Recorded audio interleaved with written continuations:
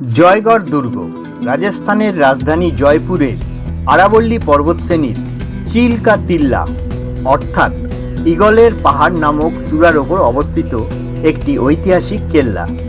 1726 সালে মহারাজা দ্বিতীয় জয় সিং আমের দুর্গের সুরক্ষার্থে এবং তার সামরিক শক্তি প্রদর্শনের জন্য এই বিশাল দুর্গটি নির্মাণ করান। এটি মূলত একটি সুরক্ষিত সামরিক দুর্গ ছিল, যা বিজয় দুর্গ নামেও পরিচিত। এখানে টিকিট হচ্ছে 150 টাকা। এই হচ্ছে জয়গড় দুর্গ।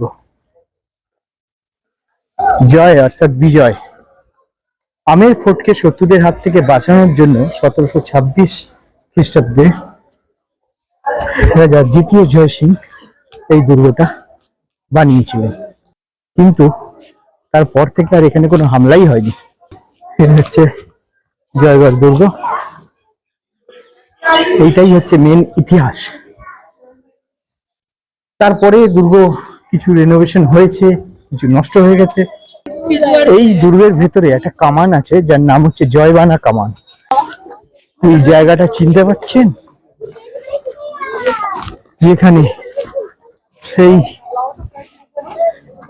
সাইকিয়াট্রিস্টকে ধাক্কা মেরে ফেলে দিয়েছিল মন্দার বোস।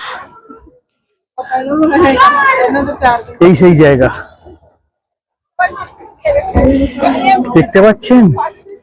মুকুলকে নিয়ে গেছিল আরেকজন গুন্ডা ওইদিকে, আর মন্দার বোস সাইকিয়াট্রিস্টকে ধাক্কা মেরে ফেলে দিয়েছিল। কি সেই জায়গা না? যাই হোক, এখন দেখতে যাচ্ছি জয়বানা তোপ। জয়বানা কামান বিশ্বের সামরিক ইতিহাসের এক বিস্ময়কর নিদর্শন।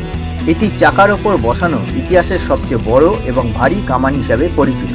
1720 সালে জয়পুরের শাসক মহারাজা দ্বিতীয় সহায় জয় সিং তার রাজত্বকালে জয়গড় দুর্গের নিজস্ব অস্ত্রাগার বা ফাউন্ড্রিতে এই দানবীয় কামানটি তৈরি করা হয়েছিল।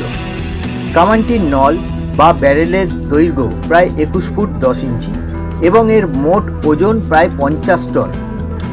এই কামান থেকে একবার গোলা ছুটতে প্রায় 100 কেজি গান পাউডার বা বারুদের প্রয়োজন হতো। এর এক একটি লোহার গোলার ওজন ছিল প্রায় 50 কেজি। ঐতিহাসিক তত্ত্ব অনুযায়ী এই কামানের ফায়ারিং রেঞ্জ বা আক্রমণ করার ক্ষমতা ছিল প্রায় 22 মাইল অর্থাৎ 35 কিলোমিটার। এই কামানটি মাত্র একবারই পরীক্ষামূলকভাবে ছোড়া হয়েছিল। বলা হয় সেই গোলার আঘাতে প্রায় 35 কিলোমিটার দূরে চাকসু নামক গ্রামে একটি বিশাল গর্ত তৈরি হয়, যা পরবর্তীতে একটি স্থায়ী পুকুরে পরিণত হয়েছিল। আমের দুর্গের সঙ্গে জয়গড় দুর্গের একটা ভূগর্ভস্থ গোপন প্যাসেজ ছিল, যার মধ্যে দিয়ে এই দুটি দুর্গের মধ্যে যাতায়াত করা যেত। আপাতকালীন পরিস্থিতিতে রাজ পরিবারের সদস্যদের নিরাপদে সরিয়ে নিয়ে যাওয়ার জন্য এটি তৈরি করা হয়েছিল, কিন্তু বর্তমানে সেটি বন্ধ আছে। এটা হচ্ছে স্কাল্পচার পার্ক। সামনে এরকম স্কাল্পচার রাখা রয়েছে।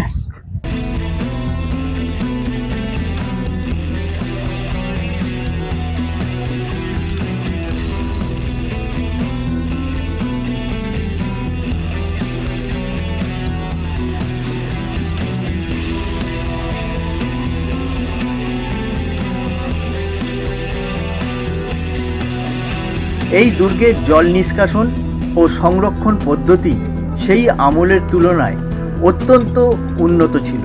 দুর্গের নিচে বিশাল বিশাল ভূগর্ভস্থ জলের ট্যাঙ্ক রয়েছে, যেখানে বৃষ্টির জল জমা করে রাখা হতো। কেল্লাটি উত্তর থেকে দক্ষিণে প্রায় 3 কিলোমিটার দীর্ঘ এবং 1 কিলোমিটার চওড়া। লাল বেলে পাথরে নির্মিত এই বিশাল দুর্গের প্রাচীর ও পর্যবেক্ষণ টাওয়ার থেকে পুরো জয়পুর শহর এবং মাওতা হ্রদের মনোরম দৃশ্য দেখতে পাওয়া যায়। দুর্গের ভেতরে একটি সুন্দর সংগ্রহশালা বা মিউজিয়াম আছে, যেখানে রাজপুত রাজাদের বিভিন্ন ব্যবহৃত তরোয়াল, ঢাল, বন্দুক, যুদ্ধের নানা সরঞ্জাম প্রদর্শিত রয়েছে। প্রতিদিন সকাল 9টা থেকে বিকেল 6টা পর্যন্ত খোলা থাকে এই জয়গড় দুর্গ।